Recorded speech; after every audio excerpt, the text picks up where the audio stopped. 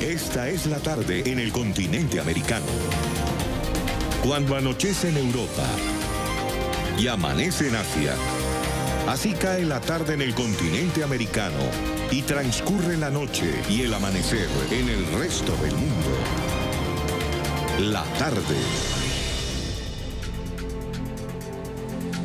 Hola, ¿qué tal a todos? Bienvenidos a La Tarde de NTN 24, el canal de las Américas. Soy Jason Calderón, hoy voy a estar acompañándolos en lugar de Idania Chirino. Sean todos bienvenidos. Comenzamos hablando de Venezuela. El fiscal designado por la constituyente madurista solicitó medidas cautelares y el inicio de una investigación preliminar contra el presidente interino Juan Guaidó. Tarek William Saab ha pedido al oficialista Tribunal Supremo que le prohíba la salida del país al líder opositor y que además enajene bienes inmuebles y de bloqueo de sus cuentas bancarias. Vamos a ver un informe que nos ha preparado Luis Laya, nuestro corresponsal en Caracas. El fiscal general venezolano nombrado por la Asamblea Nacional Constituyente solicitó al Tribunal Supremo de Justicia que prohíba la salida del país, enajenar y gravar bienes y congele las cuentas del presidente interino Juan Guaidó por su presunta responsabilidad en los hechos violentos ocurridos en Venezuela a partir del 22 de enero. En función de los diversos acontecimientos violentos suscitados en este país a partir del día 22 de enero, que permitió inclusive que países extranjeros solicitasen a Venezuela medidas sumamente graves que alteran el orden constitucional, entre ellas nada más y nada menos que el congelamiento de cuentas, etcétera. Señaló que estas medidas permitirán adelantar la investigación que se ha iniciado en su contra, recabar pruebas. Estas medidas de carácter cautelar e innominadas, que tienen basamento legal y constitucional, le permite al Ministerio Público, como en efecto lo está haciendo, desarrollar una investigación, seguir recabando la suficiente y total elementos de convicción que permitan, por supuesto, detener este acto o estos actos que a partir del día 22 de enero han dañado la paz de la República. Además, lo calificó a Guaidó como responsable por las acciones internacionales que aseguró han desestabilizado al país. Prácticamente ha liderado, ha encabezado toda esta acción que va en detrimento de la patria venezolana, el ciudadano Juan Guaidó. Aunque se negó a responder sobre las investigaciones por los 43 asesinados y casi 1000 detenidos durante las protestas que ocurrieron a partir del 21 de enero, sí se preocupó por las medidas tomadas a nivel internacional, que aseguró afectan a todo el pueblo venezolano. Viene afectando desde hace ya varios años, producto de una circunstancia totalmente ajena a la legalidad venezolana, nada más y nada menos que a la familia, a todo el pueblo de Venezuela. Medidas coercitivas, medidas de bloqueo económico que dañan no solamente el patrimonio nacional, sino que dañan la vida familiar de una y todos los venezolanos y residentes extranjeros que habitamos en esta patria venezolana. Ahora la Sala Plena del Tribunal Supremo de Justicia debe evaluar si ejecuta o no estas medidas solicitadas por Saab, debido a que Guaidó es un diputado en ejercicio y tiene la inmunidad parlamentaria. Según la Constitución venezolana, esta debería ser levantada por la propia Asamblea Nacional. Sin embargo, no ha ocurrido así en casos como los de Juan Requesens o Freddy Guevara. Según el fiscal general de la República, las acciones impulsadas internacionalmente por Juan Guaidó habrían afectado no solamente a la comunidad nacional, sino también desestabilizado el poder. Desde Caracas, Venezuela, para NTN 24, Luis Alejandro Laya. Minutos después de las declaraciones del fiscal designado por la constituyente, Tarek William Saab, el presidente interino de Venezuela, Juan Guaidó, aseguró que el anuncio de una investigación preliminar en su contra no le sorprende y no es nada nuevo para él. Daniela Zambrano tiene el reporte desde el Parlamento venezolano. Daniela. Hola, buenas tardes. Juan Guaidó advirtió que va a continuar ejerciendo las funciones del Ejecutivo para lograr un gobierno de transición y manifestó no sentirse sorprendido por esta solicitud de medidas cautelares en su contra. Hoy, por primera vez, presidió con doble cargo la sesión de la Asamblea Nacional y desde allí se anunció la designación de representantes diplomáticos en 10 países del continente americano, también la designación del diputado Julio Borges como representante de Venezuela ante el Grupo de Lima. Aunque no desestimó la amenaza de cárcel, Juan Guaidó se mostró sereno tras conocer de una investigación en su contra. Creo que no hay nada nuevo en ese elemento, seguimos ejerciendo funciones, seguimos en este Palacio Federal Legislativo con las competencias que nos da la Constitución, así que Venezuela vamos bien, vamos muy bien. Que el fiscal designado por la constituyente solicitara al máximo tribunal congelar sus bienes y prohibirle salir del país no les sorprendió. No estoy desestimando una amenaza de cárcel y no quiero que se tome así de nuestra parte. Muy responsablemente les digo que nada nuevo bajo el sol, lamentablemente. Un régimen que no le da respuestas al venezolano, la única respuesta es persecución, represión. Vemos con mucho dolor como casi 40 venezolanos han sido asesinados en menos de una semana. El recién proclamado presidente interino celebró en cambio el respaldo de gran parte de la comunidad internacional y la congelación de activos de la estatal petrolera. Son ellos los que destruyeron la industria petrolera. Lo que estamos haciendo en este momento es proteger precisamente lo que pudimos o lo que vamos a salvar de la industria para recuperarla, para trabajar en ese momento. Así que no lo haremos solamente con los Estados Unidos, también luego que se cumple el ultimátum que Europa vamos a solicitar también la protección de los activos de Venezuela también en ese continente y en esos países. Una acción adelantada por Estados Unidos que por primera vez aseguran pone a Nicolás Maduro contra la pared. Y por primera vez están tocando el bolsillo, como decir así, del régimen, que es donde se ha venido sustentando, y esos 7.000 millones de dólares que están allí están destinados básicamente a ese populismo que el gobierno ha querido crear o este régimen ha querido establecer. Guaidó presidió este martes la sesión del Parlamento. Desde allí anunció la designación de 10 representantes diplomáticos en el continente americano y el nombramiento de Julio Borges como representante de Venezuela ante el Grupo de Lima. Hermanos venezolanos en todo el mundo, los extrañamos. Ahí van sus representantes ante estos países. Una sesión histórica, de nuevo, que van a estar velando por sus intereses, pero también por el pronto regreso a la patria. En la plenaria se debatió además el proyecto de ley del estatuto que regirá a un eventual gobierno de transición. Colegas parlamentarios, es un estatuto para el máximo consenso posible y es un estatuto para poner límites ante eventuales borracheras en el camino de la liberación de Venezuela. Una vez más, el mensaje a militares y funcionarios activos del régimen. Desde el 10 de enero y de ahora en adelante, mucho menos con este estatuto, ningún funcionario público, ninguna autoridad está obligada a obedecer los mandatos del usurpador Nicolás Maduro Moro. A la sesión de este martes se incorporó la diputada Arquiel Perfecto, que antes apoyaba al chavismo y ahora decidió respaldar a la disidencia. Los diputados reiteraron la convocatoria para el día de mañana, una protesta donde se encuentre cada ciudadano en todo el territorio de Venezuela a las 12 del mediodía hasta las 2 de la tarde para exigir lo que ha insistido la Asamblea Nacional, el cese de la usurpación, un gobierno de transición y convocar prontas elecciones libres. En la información desde Caracas, con ella volvemos al estudio. Gracias, Daniela. Como lo decías, en la sesión ordinaria de hoy en la Asamblea Nacional, por unanimidad, se aprobó la designación de 11 representantes diplomáticos en el continente americano. Se trata de encargados de las relaciones bilaterales del gobierno interino de Venezuela para 10 países y uno encargado de los contactos con el Grupo de Lima. En el caso de Canadá, el funcionario nombrado por la Asamblea Nacional es Orlando Viera Blanco, abogado, politólogo, columnista, profesor universitario, moderador y asesor del Parlamento. Y es precisamente el señor Viera Blanco quien nos acompaña a esta hora en el programa. Señor Viera, bienvenido. Muchas gracias. Buenas tardes, Jason. Muy agradecido por tenerme con tu audiencia. Sin duda significa un reto en este momento para Venezuela asumir 2 representaciones diplomáticas, una reconocida por la comunidad internacional y otra que es la que continúa en esas oficinas que eran las sedes diplomáticas del régimen de Nicolás Maduro. ¿Cómo va a manejar usted esta situación, por ejemplo, ahí en Canadá? Bueno, todo tiene que agotar los protocolos de rigor cuando hay una nueva designación, una nueva representación diplomática. Esta es una decisión que se ha tomado hoy en el Parlamento, tiene que ser publicada en la Gaceta Legislativa.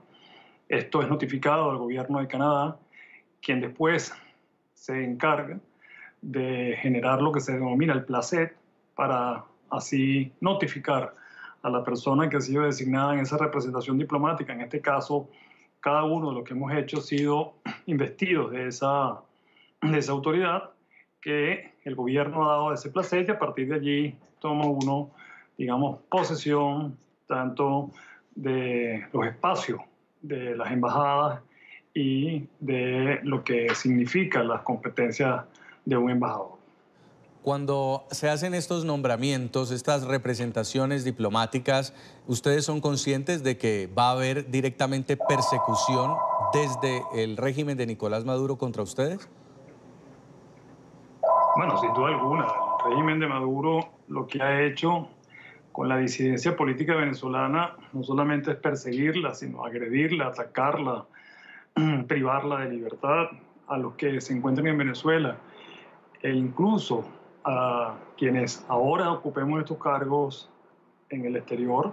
Estamos conscientes de que también en el exterior hay representación o hay seguidores del chavismo que van a querer ejercer sus actos de resistencia. De todas maneras, son desafíos que gozan de la protección y de alguna manera, o no de alguna manera, de la inmunidad de los países que ya han manifestado su reconocimiento al presidente Guaidó como presidente interino del país, y esta inmunidad viene también acompañada de una serie de protocolos de seguridad y de protocolos, digamos, de entendimiento bilateral que le conceden a las autoridades designadas por el presidente Guaidó protección y además le conceden venia para actuar como tales. Señor Viera, usted ya está nombrado y el próximo 4 de febrero Canadá ha convocado una reunión del Grupo de Lima. ¿Va a asistir ya como representante diplomático a Ottawa? Sí, estamos casualmente, durante el día de hoy, estamos haciendo las diligencias de rigor para solicitar nuestra, digamos, venia para estar presente en esa reunión el día lunes en Ottawa. ¿Cuáles serían los temas a tratar dentro de este reconocimiento que ha hecho Canadá a la presidencia interina de Juan Guaidó? Bueno, obviamente ha sido un tema recurrente en estas reuniones. Primero que nada, valorar nuevamente la ayuda humanitaria para el país, valorar la transición política que se está desarrollando en Venezuela, porque está en pleno desarrollo. De alguna manera discutir sobre cuáles son los alcances de esta investidura que ha sido reconocida al presidente interino Juan Guaidó en cuanto a las relaciones comerciales. Ya usted ha visto que en el caso muy especial de Estados Unidos se han ido avanzando en la disposición, en el congelamiento de cuentas que se manejaban normalmente en el intercambio de energía con el país. Canadá tendrá que evaluar en esa agenda, y el Grupo de Lima, usted ha dicho antes de comenzar esta entrevista que hay 10 representantes diplomáticos designados en igual número de naciones, tendrán que revisar el Grupo de Lima cuál va a ser entonces la posición que ellos van a tomar desde el punto de vista comercial, desde el punto de vista de relación entre los estados con Venezuela, visto que hay una nueva autoridad que está representando al Estado venezolano. Eso se va a discutir sin duda alguna el día lunes en Ottawa. Señor Viera, normalmente los representantes diplomáticos en otros países se sostienen con recursos del gobierno que los envía hasta este lugar. Sabemos que ahorita hay una lucha por el dinero de Venezuela, mientras Estados Unidos congela cuentas, está tratando de entregarle también el apoyo a Juan Guaidó. ¿Cómo va a operar usted? ¿Desde dónde va a despachar? ¿Quién va a financiar esta oficina diplomática interina? Bueno, ciertamente estábamos en presencia de una situación inédita, una situación que jamás había ocurrido, creo yo, en la experiencia de representaciones de gobierno de un presidente interino, y todo eso estará por verse. Por lo pronto no tenemos ninguna asignación económica, tampoco esperamos a tenerla, para serles sincero. Por lo pronto vamos a despachar desde donde hemos venido despachando cada uno como residentes en estos países donde nos encontramos. Ya veremos cómo van avanzando, digamos, los hechos con relación a velar, por cierto, con la sede diplomática, con las sedes, digamos, de los bienes de la República en estos territorios, y cuál es, en consecuencia, cómo de alguna manera tener un control sobre no solamente el embajador o quien haga las veces de representación diplomática, sino de las personas que deben estar allí, de los agregados comerciales, de los agregados consulares, etcétera, porque el país a lo exterior no se puede detener.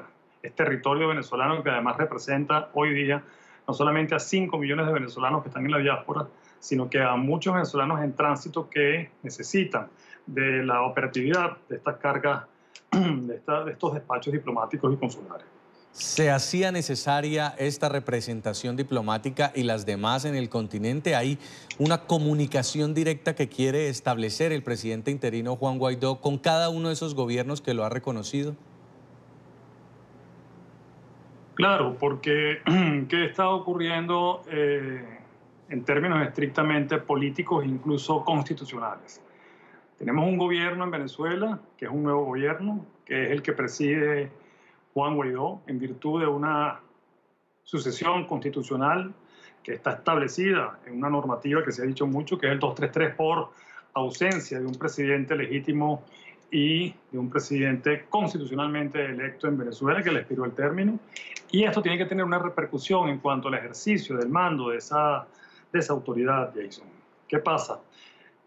El presidente Guaidó ha ido ejerciendo los primeros actos de gobierno del exterior a lo interno. Sabemos que si él comienza a hacer designaciones a lo interno, esto pone a riesgo mucho más inminente a las personas que puedan ser designadas. Él mismo está en riesgo. Él mismo hoy acaba de ser objeto de una imputación por parte del ilegítimo fiscal Tarek Williams.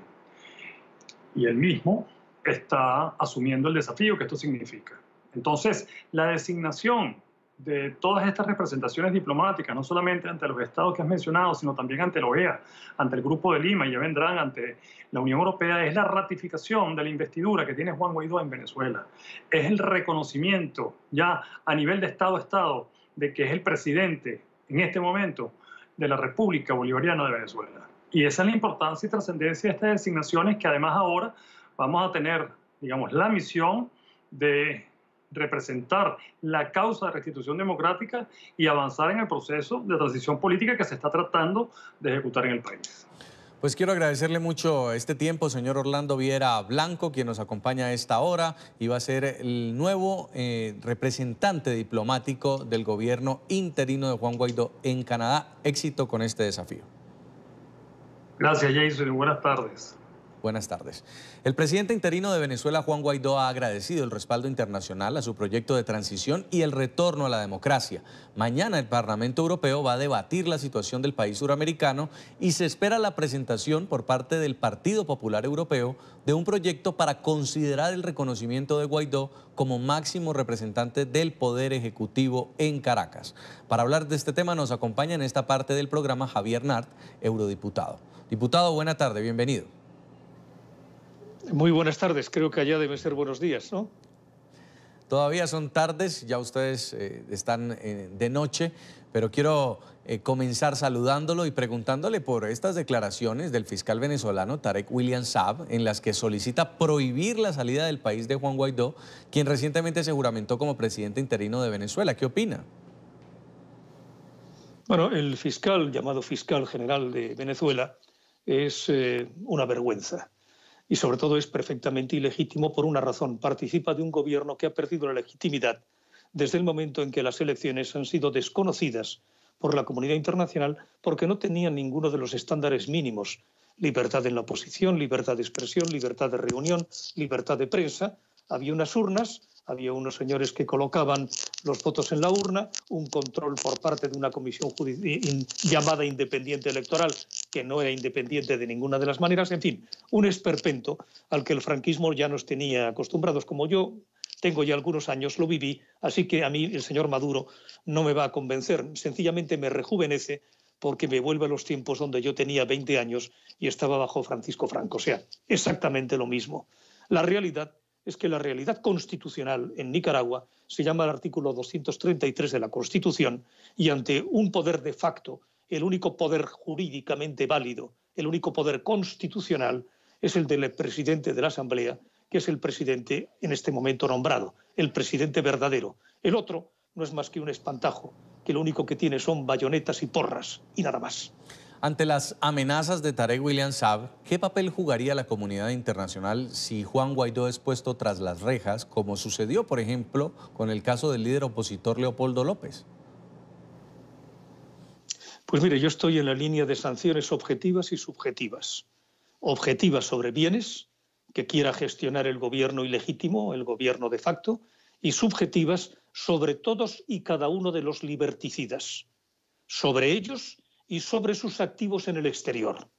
Porque yo, de los revolucionarios de pandereta, corruptos hasta la médula, utilizando sus canales para ubicar su dinero en Europa, hasta aquí se ha llegado. Vamos a por sus personas y a por sus bienes. A Europa no podrán llegar y sus bienes los perderán. Y claro, mire usted, hay una cosa magnífica y es aquella gente que se envuelve en la bandera de la patria para ocultar la cartera, su indecente cartera. Pues a por la cartera. Diputado, hablemos del debate que mañana va a tener lugar en la Eurocámara y en el que usted va a pedir que se reconozca a Juan Guaidó como presidente legítimo de Venezuela. ¿Qué tanta fuerza tendrá esta petición? ¿Quiénes la respaldan? El futuro lo veremos mañana. Nosotros tenemos una fuerza fundamental, que es la fuerza de la razón, y sobre todo la razón que también da la fuerza. Y le diré, ¿usted cree que se le puede pedir a un presidente de facto que convoque elecciones si esas elecciones parten de un poder ilegítimo? Segunda parte, ese poder ilegítimo va a convocar las elecciones con el sistema actual electoral venezolano. ¿Para qué? ¿Para una nueva acto de violación frontal de la democracia? Nosotros vamos a requerir que la realidad constitucional, que es el presidente, que el presidente constitucional sea reconocido por el Parlamento Europeo y sea reconocido por los Estados miembros. Esta es la decisión a la que vamos en el Parlamento Europeo y donde tendremos que definirnos cada uno de nosotros si verdaderamente entendemos que un país ejemplar y una ciudadanía ejemplar y también heroica como es la venezolana, enfrentándose a los tiros y a las porras, a las torturas por parte de la policía secreta venezolana, si eso merece la pena ser apoyado, y nosotros desde luego estamos sin duda ninguna con el pueblo hermano venezolano. Recientemente Estados Unidos impuso sanciones económicas a Nicolás Maduro y su gobierno, declarado ilegítimo por la comunidad internacional. ¿Podría Europa irse por la misma línea del gobierno de Donald Trump? Yo entiendo que sí, y por una razón. Mire, yo recuerdo cuando el Congreso Nacional Africano nos venía a pedir solidaridad con el pueblo africano de Sudáfrica y que hubiera sanciones. Y nosotros apoyamos lo que nos piden aquellas personas a las que damos solidaridad.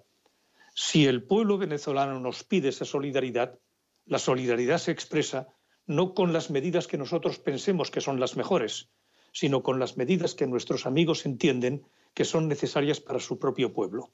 Yo no participo de una especie de protectorado moral en virtud de la cual me pongo por encima de la persona que requiere mi ayuda. Quien requiere mi ayuda y merece mi respeto, tendrá mi ayuda. Y la va a tener, se lo aseguro. ¿Qué mensaje tiene usted para la comunidad venezolana en el exilio, que hoy está segura de que podrá volver pronto a su país y que ve en este momento la oportunidad más cercana para salir del madurismo? La luz ya se ve y se ve muy fuerte al final del túnel. Ese negro túnel donde ustedes estuvieron tantos años viviendo, pensando que no tenía salida, ya la tiene. Yo soy extraordinariamente no optimista, sino realista. Su pesadilla se acaba y ahora empieza la pesadilla de Maduro y su grupo de amigos agarrados al poder bajo el nombre de Bolívar y de la Revolución. Dos palabras que merecen respeto y sobre las que estas gentes han escupido. Diputado, ahora cambiemos no de tema, pero sí de ubicación geográfica, porque la situación pareciera repetirse en otro país en cuanto a violaciones a los derechos humanos, y es el caso de Nicaragua, donde hay periodistas presos. Estamos en lo mismo, ¿eh? Estamos en lo mismo. Hablamos de los mismos códigos.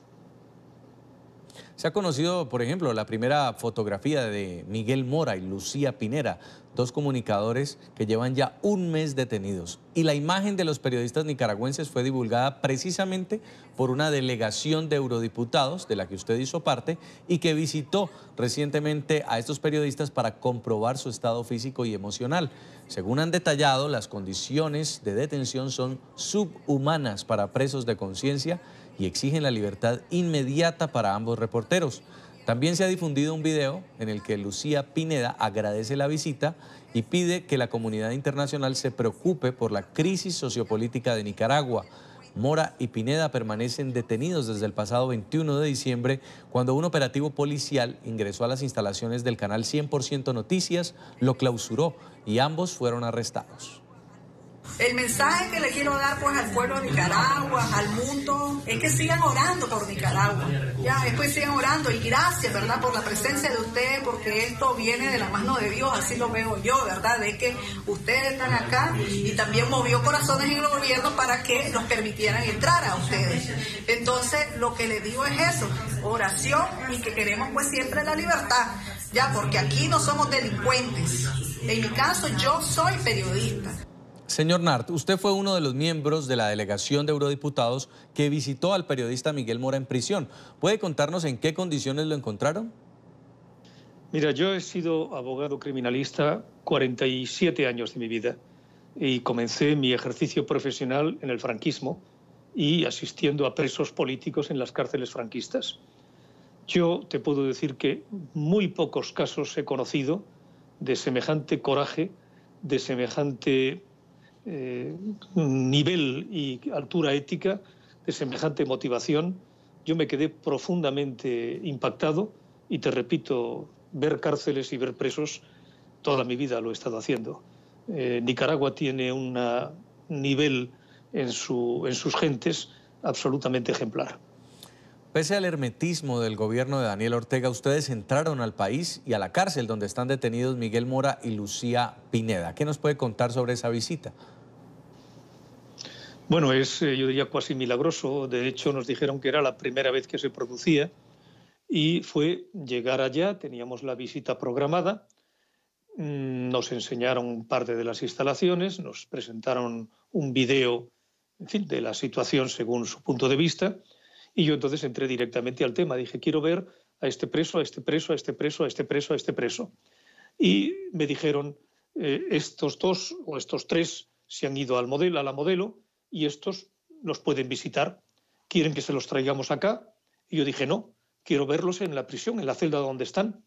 Y directamente, sin preparar absolutamente nada, porque fue pedirlo, levantarse y acompañarnos, cruzar diferentes celosías, diferentes rejas, y entrar directamente a la celda donde estaba Miguel, que era una celda limpia, pero de una sequedad, de una falta de medios absoluta. De hecho, no tenía la luz más que la que le llegaba indirectamente a través de un pequeño agujero en el techo.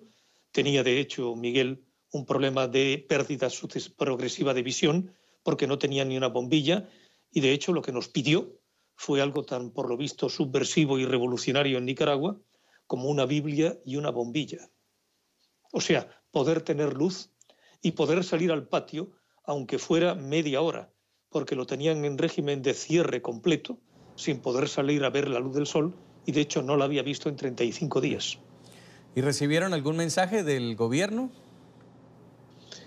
La verdad, y lo tengo que decir porque es así, por parte del gobierno no hubo otra cosa que facilidades para poder ver no solamente a Miguel, sino a otras presas que estaban, de hecho, una de las editoras del propio medio, del propio canal de televisión, y otras compañeras suyas que estaban en una celda al lado.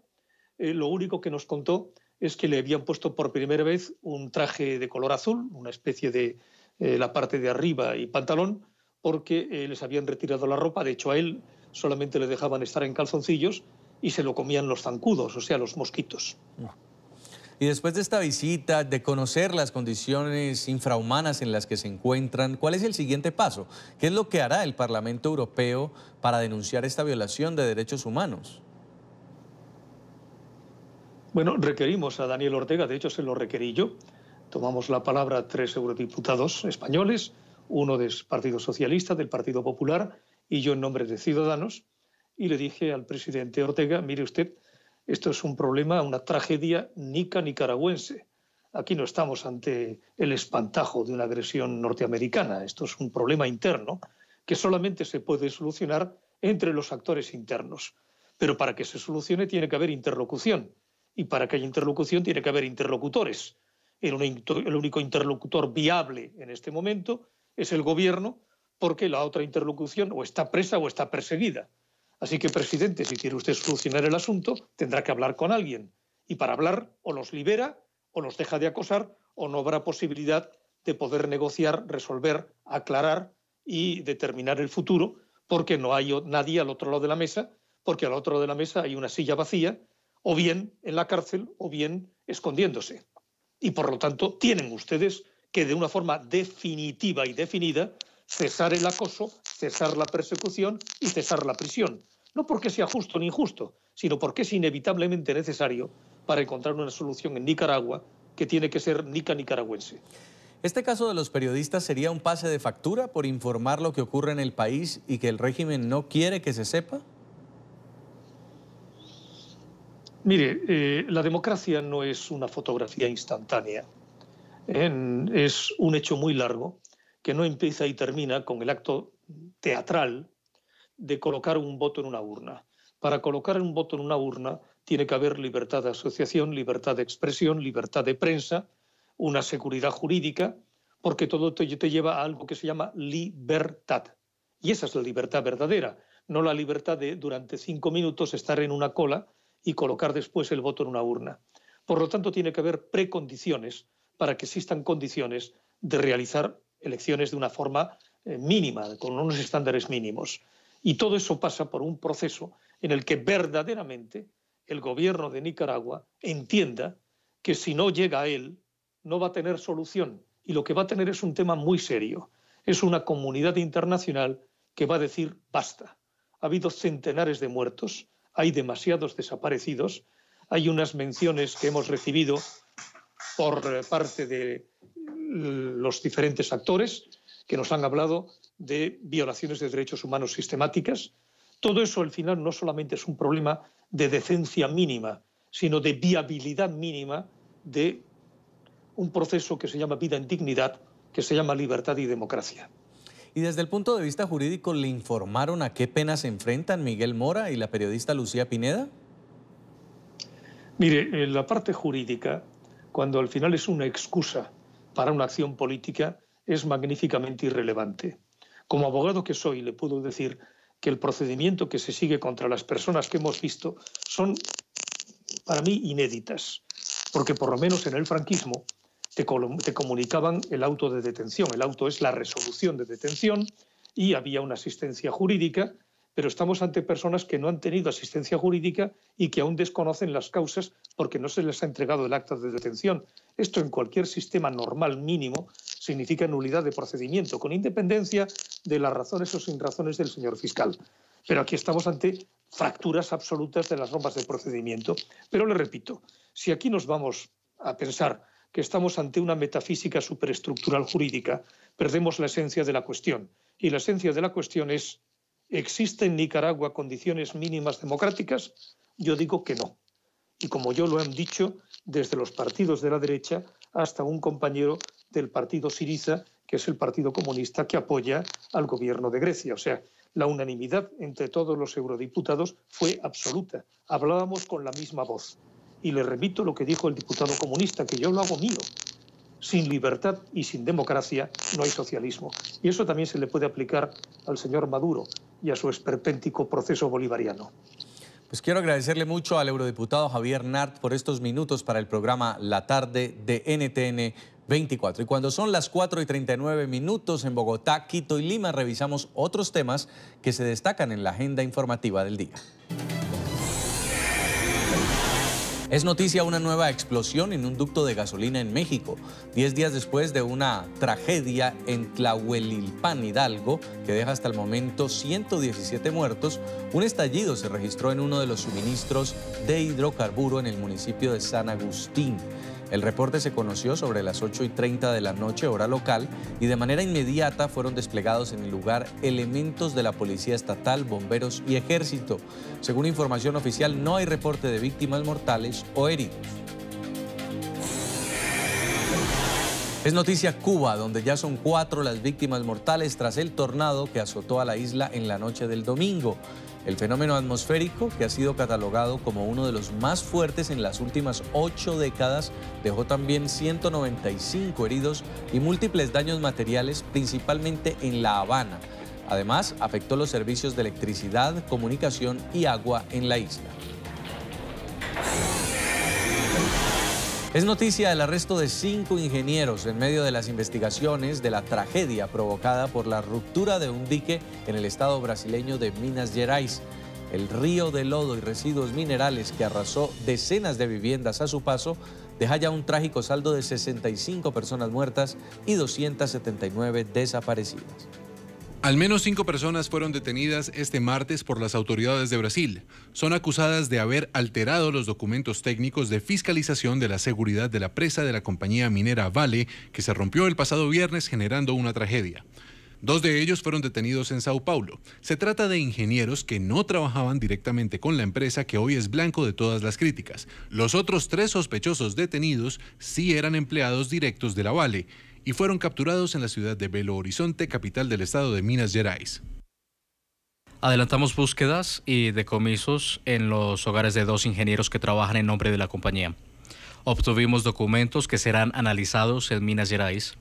Tenemos un avión que los está esperando para llevar a los detenidos, al señor Andrei y al señor Makoto, a Minas, donde van a clarificar la situación. Hicimos una búsqueda y decomiso de documentos, así como de computadores en ambos lugares. Estarán detenidos por un periodo de 30 días mientras las autoridades adelantan las indagaciones que corroboren las sospechas de fraude. Las autoridades también adelantan 7 allanamientos en empresas contratadas por la Vale. Verificarán si los datos sobre la seguridad de la represa fueron alterados.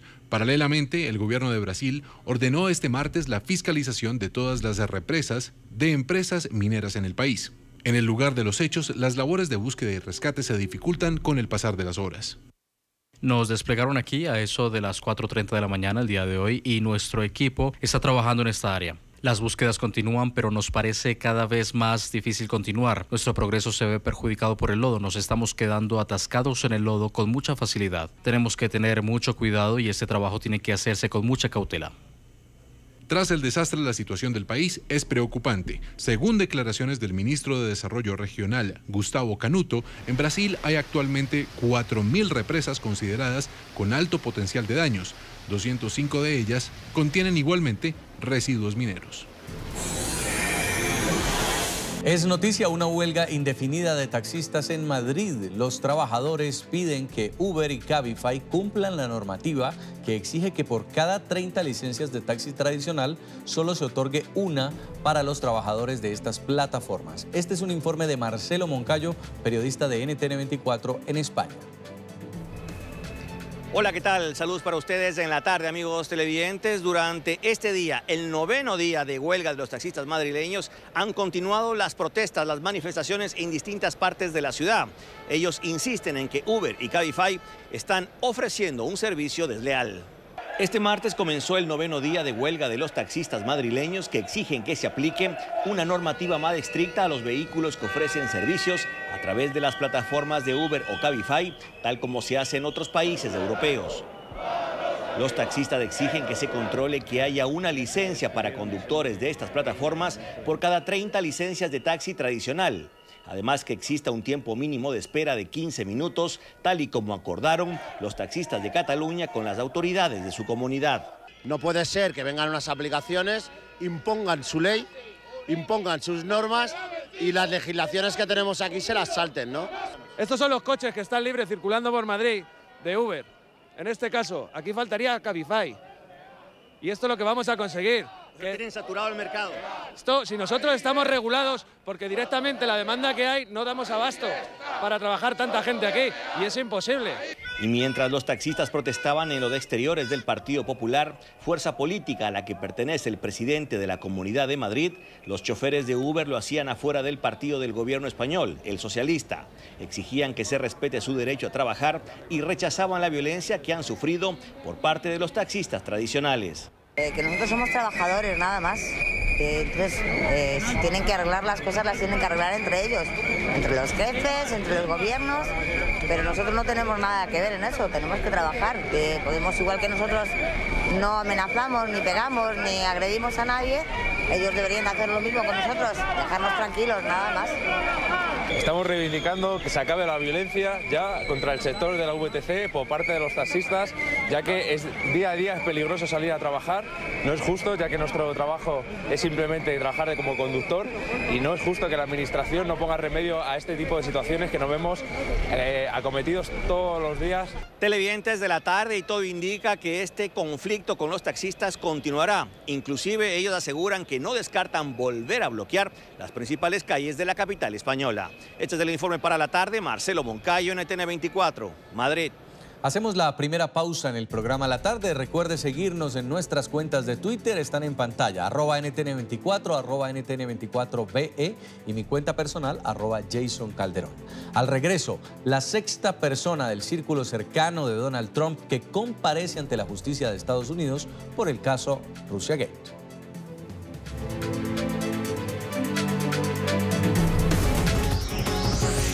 Ya regresamos con La Tarde.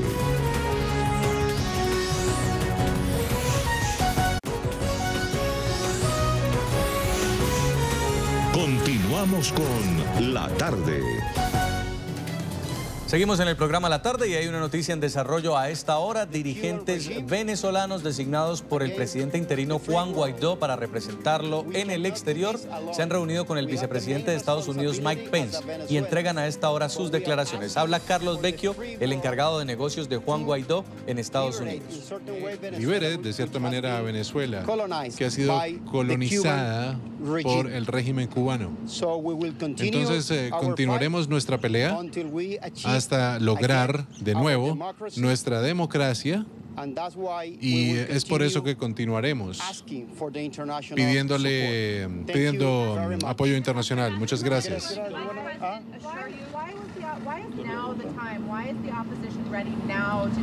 ¿Por qué la oposición está lista ahora para tomar este siguiente paso? Hemos estado luchando en los últimos 20 años para restaurar la democracia. No ha sido una tarea fácil. Pero aquí, desde mi punto de vista, tenemos una oportunidad única. Tenemos un presidente legítimo, Juan Guaidó. Tenemos un presidente ilegítimo, un dictador en Venezuela, que es Maduro. Tenemos el ímpetu, tenemos a la gente en las calles pidiendo este cambio en nuestro país, y tenemos una oposición unida en este momento detrás de la agenda que acabo de mencionar. Tenemos una Asamblea Nacional fuerte, que es la única institución legal democráticamente elegida en Venezuela. Tenemos el mundo democrático apoyándonos, apoyando nuestra agenda. Entonces es una oportunidad única. Y tenemos que poner toda la presión que podamos, local, también desde la Asamblea Nacional y de la comunidad internacional, para generar ese cambio. Lo que queremos lograr de nuevo es una transición suave en Venezuela hacia la democracia. Queremos traer estabilidad a nuestro país. Queremos establecer la separación de poderes, tener progreso económico y la libertad de expresión. Tenemos personas que están sufriendo debido a este régimen. Entonces, esta es nuestra agenda y continuaremos con ella. Y me siento confiado en esto. Parafraseando a Abraham Lincoln, tendremos un nuevo nacimiento de la libertad.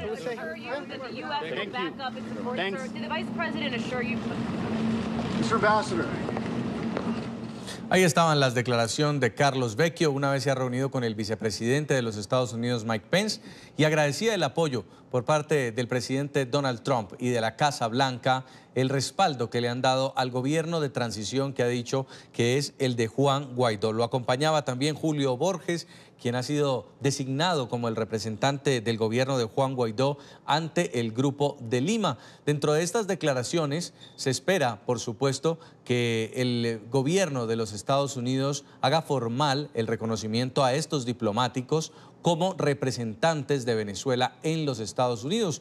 Varios cónsules y varios representantes del gobierno de Nicolás Maduro han empezado a desistir también y a respaldar a Juan Guaidó. Esta noticia la estamos cubriendo para ustedes en directo desde Washington. Y seguimos en Estados Unidos porque Roger Stone, ex asesor del presidente de Estados Unidos, Donald Trump, se ha declarado hoy no culpable de los cargos de obstrucción a la justicia, manipulación de testigos y declaraciones falsas en el marco de la investigación sobre la supuesta injerencia rusa en las elecciones presidenciales de 2016. La jueza encargada del caso determinó que Stone debe comparecer de nuevo el viernes. Carolina Valladares está en Washington con el reporte. Carolina. ¿Qué tal? Buenas tardes. Desde esta Corte de Distrito de Washington, D.C., 3 fueron las palabras que pronunció Roger Stone después de comparecer ante la juez Amy Berman, quien es la que supervisa esta comparecencia del que fuera de hecho ex asesor de Donald Trump y también es amigo del presidente de los Estados Unidos. Dijo, I feel well, me siento bien. Ello después de que le fueran leídos los cargos de los que se le acusan, 7 cargos en total de los que se declaró no culpable, al igual que lo hizo hace unos días cuando fue arrestado en la Florida. Me declararé no culpable ante estos cargos. Creo que esta es una investigación políticamente motivada. Me siento preocupado por las motivaciones políticas de los fiscales. Y como he dicho previamente, no hay circunstancia alguna bajo la cual yo vaya a prestar falso testimonio en contra del presidente o a inventar mentiras para aliviar la presión sobre mí. En total son 7 los cargos que se le imputan, entre ellos el de obstruir a la justicia y también mentir sobre los posibles vínculos con Wikileaks. Recordar que se le ha acusado en ese acta del fiscal especial Robert Mueller sobre el Russiagate, esa presunta injerencia de Rusia en las elecciones presidenciales de 2016, de intentar divulgar esos emails que, según Estados Unidos, Rusia le robó a Hillary Clinton, entonces candidata presidencial. También consta en ese acta que cercanos colaboradores de Trump intentaron contactar con Roger Stone para que divulgara esos emails. Mientras tanto, el fiscal suplente, el que ahora supervisa de hecho esa investigación del fiscal Robert Mueller, hablamos de Matthew Whitaker, ha dicho que muy pronto se conocerán los resultados de casi 2 años de investigaciones del fiscal especial para la trama rusa. Me han dado información sobre la investigación y espero que el señor Mueller pueda entregar el reporte final y no voy a hablar de una investigación abierta y que continúa, pero las declaraciones que he hecho son como civil con información pública disponible. Me siento tranquilo con respecto a las decisiones que hemos tomado, pues estas serán revisadas y a través de los diferentes medios que tenemos, pero esta investigación, creo yo, está ya cerca de ser completada y espero que podamos obtener el reporte del señor Mueller tan pronto como sea posible. Decenas de detractores, también partidarios de Roger Stone, se concentraron en las puertas de esta Corte de Distrito desde tempranas horas de esta mañana para mostrarle su apoyo o su no apoyo al amigo del presidente Donald Trump. También había muchos medios de comunicación. Nosotros en NTN24 conseguimos grabar esa entrada de Roger Stone a la sala de audiencias por esta puerta aquí en la Corte Federal. No obstante, a la salida se esperaba que ofreciera declaraciones, pero esquivó a los medios y salió por otra puerta. Este es el reporte desde Washington. Carolina Valladares para NTN24. Gracias, Carolina. El juicio por narcotráfico contra Joaquín Guzmán Loera, alias El Chapo, en Nueva York, entra en su etapa final. Los abogados de la defensa tienen el turno para presentar a sus testigos. Los representantes del acusado han previsto llamar a rendir indagatoria a una sola persona para respaldar sus argumentos. No será el propio Guzmán Loera, como se especuló durante los últimos días. Alejandro Rincón tiene la información. Alejandro. Hola, feliz tarde para todos. Luego de 3 meses de haber iniciado el proceso por narcotráfico en contra de Joaquín Guzmán Loera, alias El Chapo, este juicio entra en su etapa final. Hoy ha concluido la presentación de los testigos. Fue en particular el momento para que la defensa llamara a rendir indagatoria a las personas que se consideraran como las que pudieran presentar argumentos para respaldar el caso de la defensa.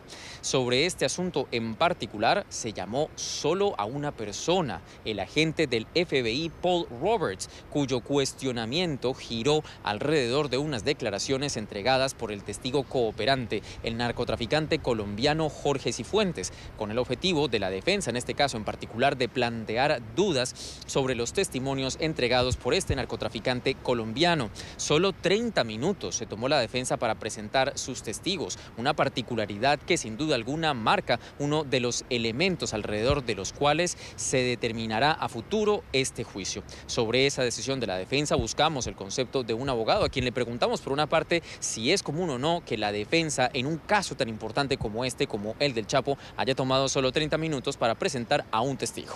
O sea, el abogado defensor y el Chapo, si querían leer el periódico durante todo el juicio, pues ellos lo podían hacer, porque realmente el trabajo es del fiscal de probar las evidencias y que realmente las acusaciones son ciertas o no. El jurado se va a basar en la decisión que vayan a tomar en las evidencias presentadas ante el juicio. Si el fiscal logró hacer su trabajo, pues entonces ellos van a tomar la decisión respectiva. Pero recuerda que para que ellos puedan declarar al Chapo culpable de los cargos que se le imputan, es que sea más allá de una duda razonable para que esta persona sea condenada de los delitos que se le acusan. Al concluir esta fase de presentación de testigos, se espera que en el transcurso de la semana tengan lugar los argumentos de cierre. Primero será el turno de la Fiscalía, luego el de la defensa. Una vez sean entregados esos argumentos de cierre, el juez Brian Cogan, a cargo de la causa, entregará las instrucciones al panel de 12 jurados de forma tal que empiece la fase de deliberación y posterior fallo, que finalmente será el que selle el destino del mexicano de 61 años en este juicio por narcotráfico, considerado como el más importante que haya tenido lugar en los tribunales de los Estados Unidos en las últimas décadas. Es toda la información que tenemos para ustedes por ahora. Continúen con más en la tarde. Gracias, Alejandro, y vamos de nuevo a una pausa y al regreso, nuevos apoyos de funcionarios hasta ahora maduristas al presidente encargado de Venezuela, Juan Guaidó. Esta vez fue una jueza de control. Ya regresamos con La Tarde.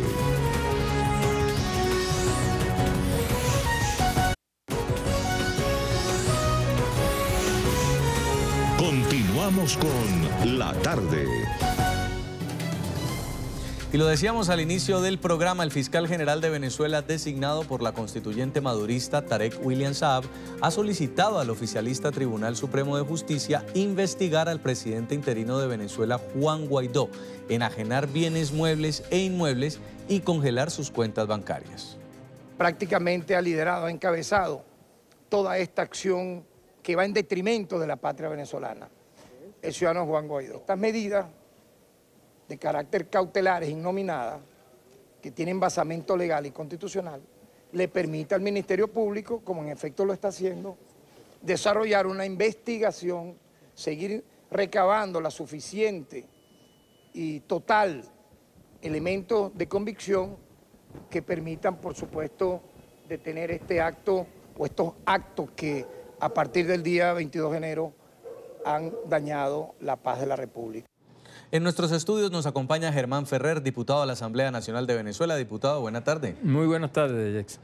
En este momento, imagino, el régimen de Nicolás Maduro está tomando todo tipo de medidas para contrarrestar algo que quizá no se esperaban, una ola de presión diplomática donde no solamente se juramenta el señor Juan Guaidó como presidente interino, sino que empieza a ser reconocido por todos los países, casi todos los países del continente. ¿Qué pasa si esta investigación, esta congelación de bienes muebles e inmuebles y cuentas bancarias se materializa para Juan Guaidó? Bueno, en principio eso es una decisión absolutamente ilegal. Primero porque este señor, ciudadano Tarek, no es fiscal, es algo impuesto por una constituyente que también es ilegal. Y además están violando un principio de la Constitución, que es el de la integridad de un diputado, pues que tiene antejuicio de mérito que no se ha cumplido pues con esa premisa, y por eso todo lo que ellos decidan es absolutamente ilegal y eso no va a tener ningún resultado, pues. Hay una posibilidad, y es que dentro de la persecución política, y como lo han hecho con otros dirigentes opositores, el señor Juan Guaidó sea detenido por el Servicio Bolivariano de Inteligencia. Bueno, en Venezuela se atropella a todos los ciudadanos y el mismo presidente Guaidó lo ha dicho. Él teme que en algún momento puedan hacer alguna acción de ese tipo. Sin embargo, como lo ha dicho toda la comunidad internacional, el régimen se somete a una presión gigantesca si cometieran ese ilícito. O sea, y se verían en una situación de mucho más precariedad que la que en este momento ya empieza a ocurrir de manera definitiva, porque, bueno, se sumarían seguramente muchos más países a la decisión que tiene en este momento la Unión Europea, el Grupo de Lima, los Estados Unidos, Canadá, en fin, toda una cantidad de países que han retirado el apoyo al ilegítimo ciudadano o señor Maduro, que no es presidente, sin duda alguna, pero que sin embargo pues esa presión ha hecho que nos dé una esperanza muy grande de ver en poco tiempo ya definitivamente fuera de esa actitud de gobierno al señor Maduro. Y es que ha aparecido una vía legal, una vía constitucional para una transición de poder en Venezuela. Imagino yo que el señor Nicolás Maduro pensaba que ese día que se posesionaba nada iba a pasar, pero realmente fue cuando la comunidad internacional dijo: no reconocemos esas elecciones, por lo tanto Nicolás Maduro no es presidente, y hoy empieza un camino hacia la transición. Sin duda alguna. Estoy absolutamente convencido, y ese es el mensaje que queremos dar a todos nuestros compatriotas dentro y fuera de Venezuela, que va a llegar ya el momento cercano en que ya no soporten la presión que ha habido por toda la comunidad internacional. Esa medida que ha asumido, que ha tenido los Estados Unidos, de cortar definitivamente los ingresos por parte del petróleo que le servía al régimen para comprar conciencias, ya eso ya no les es posible, y sin embargo el 90% del dinero, de las divisas que entran al país, es precisamente a través del petróleo, y el único que paga cash en Venezuela son los Estados Unidos. Con esa medida que ya se transfiere los beneficios, digamos, por decirlo de alguna manera, al presidente Guaidó, eso limita profundamente, de manera muy severa, las posibilidades de que el régimen pueda seguir con su vida normal, y eso le va a coartar pues muchas actividades. Es decir, cómo van a hacer con la administración pública, cómo el dinero que le van a entrar para comprar conciencias, el beneficio que le han dado a algunos países en el mundo que les están sirviendo en este momento en la OEA. Bueno, toda una cantidad de elementos que definitivamente se le van a cortar a Maduro, y que eso para nosotros acelera definitivamente pues la caída del régimen. Esto a nivel internacional. Ahora, a nivel interno también han sido varias las expresiones de respaldo a Juan Guaidó en la escena nacional. Funcionarios que han sido designados por el régimen de Nicolás Maduro ahora respaldan el proceso de transición. Hay un caso conocido hoy, es el de la jueza Edilú Guedes, del Tribunal Primero de Control del Estado Yaracuy, quien ha reconocido públicamente haber dictado privativa de libertad contra 11 adolescentes que fueron arrestados en medio de las manifestaciones del 23 de enero, coaccionada, dice ella, por instrucciones del gobernador de la entidad, Julio César León Heredia, que es del partido oficialista.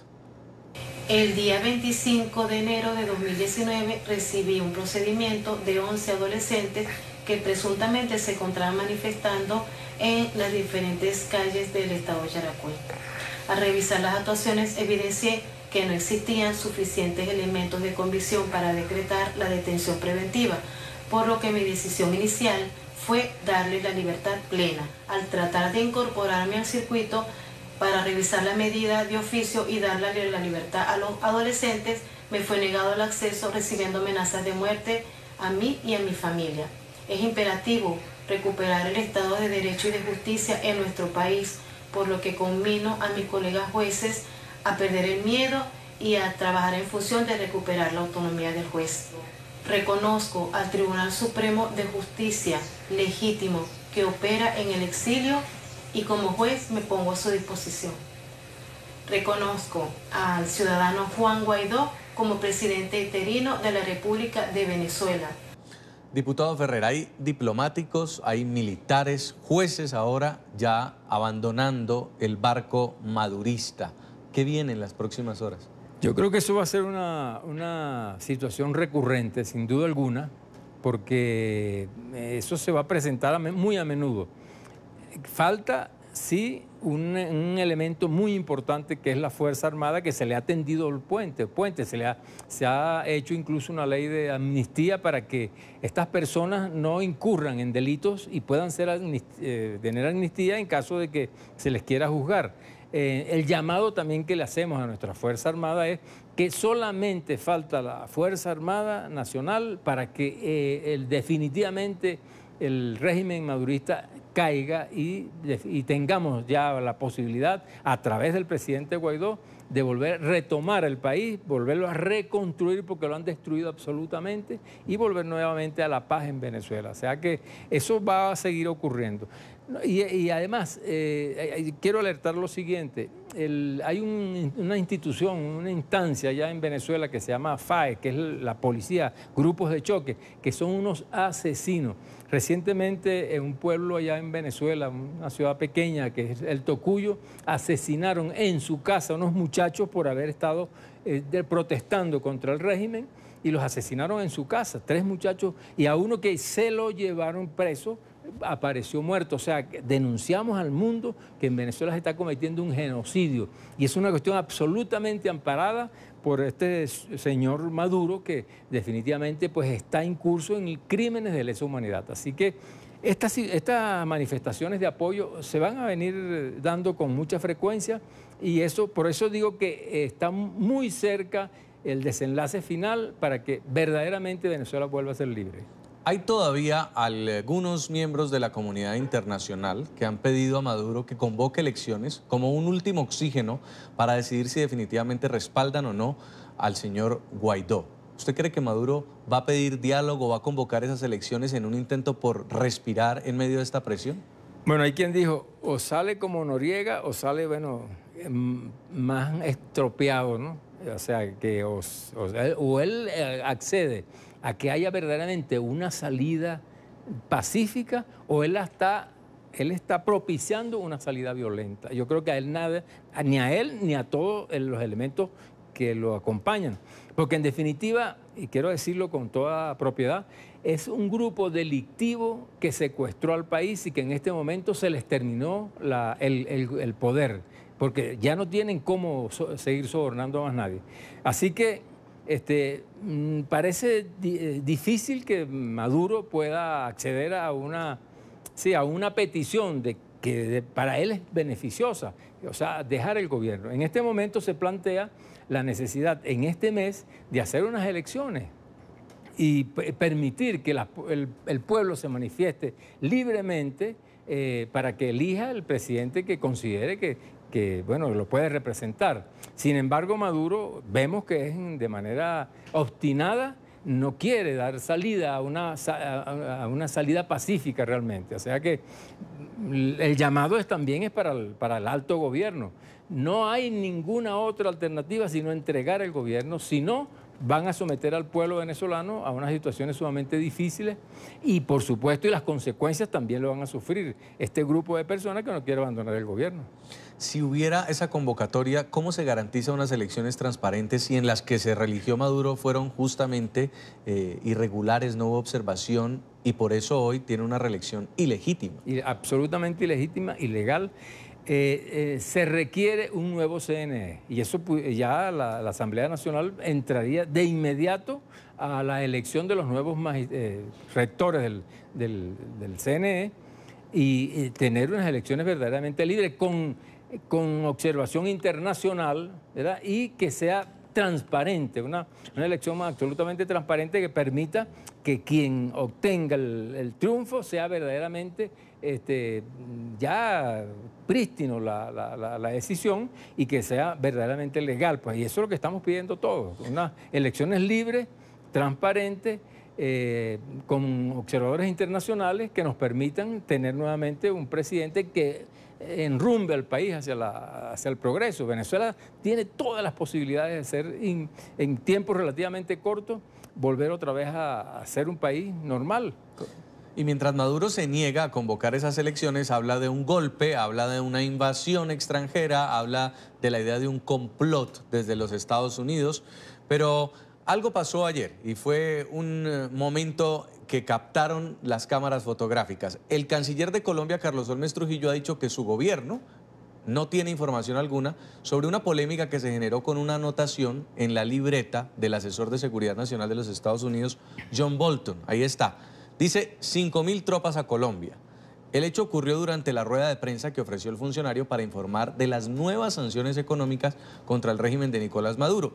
En la anotación en la libreta de Bolton se leen dos inscripciones. La primera reza: Afganistán, bienvenidas las negociaciones de paz con los talibanes.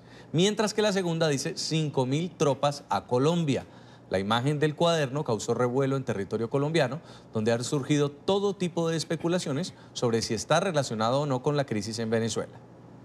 Con respecto al episodio de ayer, de la fotografía del señor John Bolton, en la que aparece él con un cuaderno de notas y ahí se hace una mención a Colombia, yo reitero que desconocemos la razón y el alcance de esa mención a Colombia en ese cuaderno de notas. Señor Ferrer, ¿usted qué piensa? ¿Puede ser casual una anotación así que se deje ver en la libreta de un personaje tan importante, o hay un mensaje de disuasión de parte del gobierno Trump? Eso pareciera ser una amenaza creíble.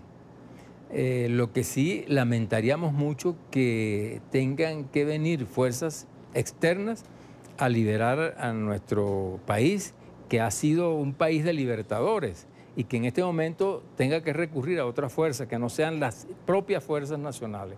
Pero confiamos mucho en que nuestro pueblo, que dio una demostración poderosísima de apoyo al presidente Guaidó y de rechazo a Nicolás Maduro, que podamos de alguna manera pues salir de la manera más pacífica posible. Pero como sabemos, el régimen está impidiendo todas las posibilidades de que eso tenga una salida de alguna manera menos traumática para el pueblo venezolano. No quisiéramos, por supuesto, una invasión ni nada por el estilo, no es lo deseable, bueno, pero están poniendo a la comunidad internacional a que, bueno, tome medidas drásticas que, bueno, que puedan de alguna manera salir definitivamente de una amenaza que es realmente, porque el gobierno de Maduro, no es un gobierno, la dictadura de Maduro es una amenaza para toda la región, y eso lo perciben también los países aquí. Es decir, ese genocidio que está cometiendo contra el pueblo venezolano, que se ha visto obligado a irse a otros países y crear todas las dificultades que sabemos que se han creado, bueno, sencillamente por su terquedad. Es decir, el llamado sensato para estas personas que definitivamente no tienen ninguna posibilidad de retomar nuevamente el poder, bueno, deberían ser sensatos y salir pues airosos, por lo menos decorosamente, del gobierno, y permitir que se establezca lo que dice la Constitución, unas elecciones libres, transparentes, y que permite que nuestro pueblo pues elija a quien desee elegir. Son horas cruciales para Venezuela. Quiero darle las gracias, diputado Germán Ferrer de la Asamblea Nacional de Venezuela, por haber estado con nosotros. Muchísimas gracias a ti. Un saludo a toda nuestra gente. Muy amable. Vamos a hacer una siguiente pausa en la tarde. Nosotros ya regresamos. Los invito a que se suscriban a nuestro canal de YouTube, NTN24. Allí van a poder encontrar todo el contenido multimedia, nuestras entrevistas, reportajes y la señal en vivo. Conéctense a través de www.youtube.com/NTN24. Ya regresamos con La Tarde.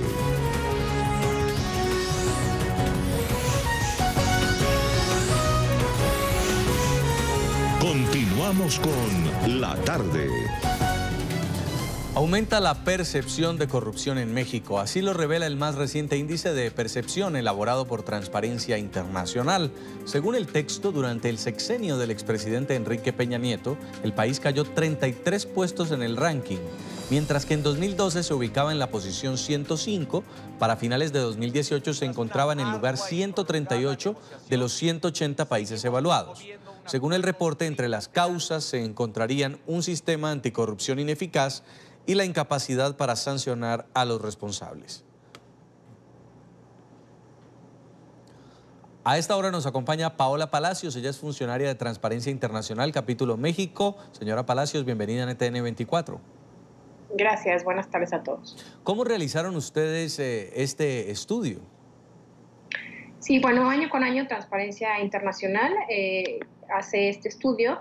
Lo que se mide es el índice de percepción de la corrupción, que en este caso, surge a través de diferentes fuentes internacionales, son 13 diferentes fuentes. No son entrevistas directas a la población, son a partir de actores internacionales, pueden ser hombres y mujeres de negocios, diferentes fuentes, y lo que se hace con estas 13 fuentes que son ajenas a Transparencia Internacional, se crea un índice que va del 0 al 100, en donde 0 es el más corrupto y 100 es el más limpio, digamos, el mejor evaluado. Se posiciona a los diferentes países, 180 países, en diferentes posiciones de acuerdo al índice de percepción de la corrupción. Ahora, para finales de 2018 hubo cambio de gobierno. ¿Esto se alcanzó a percibir en las encuestas, en los sondeos? No, en el caso de México, este índice es, digamos, el del último año del sexenio anterior, de Enrique Peña Nieto, y digamos que sería la línea base o el arranque, digamos, de salida de este nuevo gobierno. ¿Qué puede incidir en que la percepción de corrupción aumente? ¿Cuáles son los factores que ustedes han encontrado? Bueno, lo que hemos visto es, principalmente en México, han sido políticas anticorrupción que se han quedado en un inicio de las fases del ciclo anticorrupción.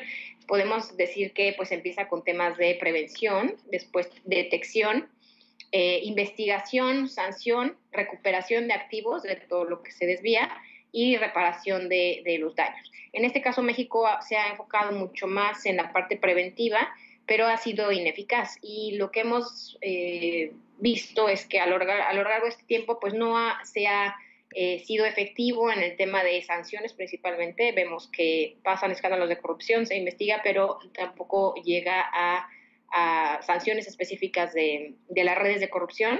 Y tampoco se recuperan los activos que se van del país o que se quedan pero se desvían por otros lados. Entonces, esto no termina, digamos, de cerrar, no termina de regresar los recursos desviados al país, y esto es lo que genera que haya mayor impunidad y que estamos actualmente en la posición 138 de 180 países a nivel mundial. Esa posición es alarmante para un país como México, uno de los más grandes del continente. Para entender un poco en qué posición está, ¿al lado de qué otros países, por ejemplo, se encuentra? Sí, bueno, si nos comparamos a nivel regional, digamos, estamos más altos, digamos, que Venezuela, que Haití. Estamos más o menos en el lugar, digamos, de Nicaragua, de Guatemala. Y esto, por ejemplo, si nos vemos con otras economías de la región, como podría ser Chile o Argentina, nos aventaja Chile por 111 lugares y Argentina por 53. Y esto, es preocupante porque, como en efecto somos una de las economías más grandes del mundo, estamos en el número 15 de la economía mundial, y esto comparado con otros países de este tamaño de economías, nos posiciona hasta abajo. Si nos comparamos, por ejemplo, con el G20, con las economías más grandes del mundo, estamos hasta abajo, ¿no? En la posición 20 al lado de Rusia. Y si nos comparamos con, por ejemplo, la organización, la OCDE, estamos, digamos, también hasta abajo. Entonces, esto, el 2020 en el G20 y hasta abajo en los países de la OCDE. Entonces, estamos, digamos, en una posición lamentable, a pesar de los avances que se han impulsado en tema anticorrupción, sobre todo reformas legales a partir de hace 3 años, pero todavía no termina de desenvolverse o de cerrarse todo este ciclo y de empezar a implementar las reformas. Un estudio que alarma, un estudio que exhorta a las autoridades mexicanas a implementar políticas anticorrupción y de transparencia. Muchas gracias, Paola Palacios, funcionaria de Transparencia Internacional, Capítulo México, por haber estado con nosotros. Muchas gracias. Nosotros vamos a hacer una pausa más en el programa La Tarde. Ya venimos, tenemos más para ustedes. Ya regresamos con La Tarde. Adiós a un genio inolvidable de la televisión colombiana. Murió este martes a los 59 años el guionista y escritor Fernando Gaitán, reconocido internacionalmente por haber sido el padre de la exitosa novela Yo soy Betty la Fea, transmitida por RCN Televisión y emitida en más de 100 países, doblada a 15 idiomas y con 22 adaptaciones. Un día de luto para la televisión colombiana y para la familia del canal RCN. En el norte de Bogotá está Sara Gudelo con la información. Sara. Jason, televidentes, buenas tardes. Pues bueno, no podemos decir que son tan buenas porque, como usted lo estaba diciendo, Colombia está de luto, pues se ha ido un grande, uno de los mayores y más importantes libretistas del país. Hace pocos minutos la Clínica Country, que es en donde nosotros nos encontramos en el norte de Bogotá, emitió este comunicado contando qué era lo que había sucedido con Fernando Gaitán. Lo que dice la clínica fue que él ingresó a la 1:46 de la tarde aquí a los servicios de urgencias sin signos vitales y fue por un paro cardiorrespiratorio que falleció. Nosotros durante toda la tarde hemos estado aquí en la clínica y tuvimos la oportunidad de hablar con varios artistas que se acercaron hasta acá a acompañar a la familia, entre ellos Marcela Carvajal, protagonista de una de las telenovelas más exitosas que él escribió, como Hasta que la plata no se pare. Vamos a extrañar muchísimo, no solamente yo, sino Colombia, la televisión, toda su familia. Ellos me han dado la autorización de hablar con ustedes. Y agradezco muchísimo que estén acá. Es un momento muy difícil, muy difícil para todos y bueno, no, lo vamos a extrañar en todo su ser. Con la obra de teatro se continúa pues en tributo a mi amigo Fernando Gaitán y por favor yo pido que a todos que vayan a ver la obra de teatro, que es algo maravilloso, y en tributo a mi amigo Gaitán y la obra tiene que continuar. No, pues todo realmente, su forma de ser, su forma de escribir, su forma de portarse con sus amigos. Qué buen papá, qué buen amigo, qué gran profesional, qué genio, se va un grande. Como les contábamos, muchísimas personas, también actores que protagonizaron o que estuvieron en cada una de las producciones de Fernando Gaitán, pues se han acercado hasta la Clínica Country a acompañar a la familia. Precisamente estamos con David Ramírez, que es uno de los actores de la novela más exitosa, que era la que ustedes estaban hablando, que es Betty la Fea. David representaba uno de los personajes que más recordamos, que es Wilson, el portero de Ecomoda, la empresa en donde se desarrollaba esta historia. David, muy buenas tardes y cuéntenos qué es lo que más va a extrañar de Fernando Gaitán. Lo que más voy a extrañar de mi amigo es el ser humano tan maravilloso que era, la persona, la alegría, los libretos, el momento en que llegaba al set, a la locación, contento y decía, muchachos, nos fue muy bien anoche, estamos bien. Reite, ay Dios mío. Discúlpame, vacinados, todos. Tengo una anécdota muy lindo que decir de mi amigo Gaitán. Cuando Betty la Fea estaba en su apogeo, él tenía que viajar a Panamá. Y en ese momento no pudo, pues, por los libretos, estaba escribiendo. Y me dijo, David, ¿tú puedes ir en representación mía? ¿Tú puedes ir a Panamá? Y bueno, ¿me estás invitando, Gaitán? Sí, quiero que tú vayas. Cambiamos el tiquete, ya hizo la llamada y yo viajé a Panamá en nombre de mi amigo Gaitán. Todos los actores estamos conmocionados, presionados, pues, por favor. Era una persona joven, 58 años. Era el padre, el maestro, era libretista. Pues yo respeto a todos los libretistas, yo trabajo en muchas novelas, pero como Betty la Fea, por favor, como Café con aroma de mujer, Hasta que la plata no se pare. Era hermoso.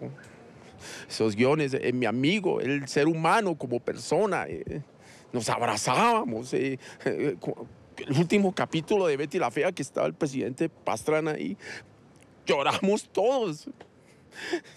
Estaba Gaitán, mi amigo. Discúlpame. Tranquilo, David, entendemos lo que usted está sintiendo en este momento. Usted, como lo estaba diciendo, él más que un director o un libretista, pues era un amigo, era incluso un padre para todos los actores. Hemos visto las reacciones tan dolorosas que han tenido sus otros compañeros aquí durante toda la tarde. Sí, pues yo iba manejando ahí en el carro y yo iba manejando, iba para un casting, sí, yo iba manejando ahí en el carro cuando la noticia, por favor, estamos todos, el país, no, yo, mis amigos, el elenco, todos estamos, no, por favor, 58 años, tenía una vida por delante, había mucho que escribir, era el mejor. ¿Usted ha podido hablar con la familia, ellos qué han dicho, qué han manifestado? Por ahí vi familiar, al hermano Andrés Gaitán, están en conmoción, mi amigo. No, nadie lo cree. Yo mismo ni lo creo. No sé qué está pasando. Es increíble, señorita. David, muchísimas gracias. Bueno, ahí estábamos viendo entonces la reacción de uno de los actores de la novela más exitosa de Fernando Gaitán, que fue Betty la Fea. Así como él lo estaba diciendo, pues ha sido una noticia que tomó por sorpresa a todas las personas, también incluso a Colombia. Era una persona que apenas tenía 58 años y por una falla cardiorrespiratoria pues falleció. Las honras fúnebres de Fernando Gaitán se realizarán mañana en la funeraria Gaviria desde las 9 de la mañana y el próximo jueves será su entierro en el Gimnasio Moderno aquí en el norte de Bogotá. Por supuesto, nosotros continuaremos aquí en la clínica esperando más reacciones y también que más personas se acerquen a acompañar a la familia en este momento tan difícil. Gracias, Sara, por toda la información. Hoy lo recordamos como un genio de la televisión, escritor, actor, periodista. Desde aquí enviamos nuestro mensaje de condolencia a su familia y lo acompañamos sus amigos y compañeros de trabajo. Te decimos hasta siempre, Gaitán. RCN, su casa periodística, tendrá un homenaje especial esta noche a las 7 de la noche, no se lo pueden perder, y nosotros seguiremos haciendo homenaje a su trabajo, a sus novelas, emitiendo sus mejores producciones, aquí en la casa RCN Televisión. Así llegamos al final de la tarde. Recuerden ustedes seguirnos, estamos en nuestras cuentas de Twitter y también en Instagram, @NTN24. No se desconecten, ya viene el programa La Noche.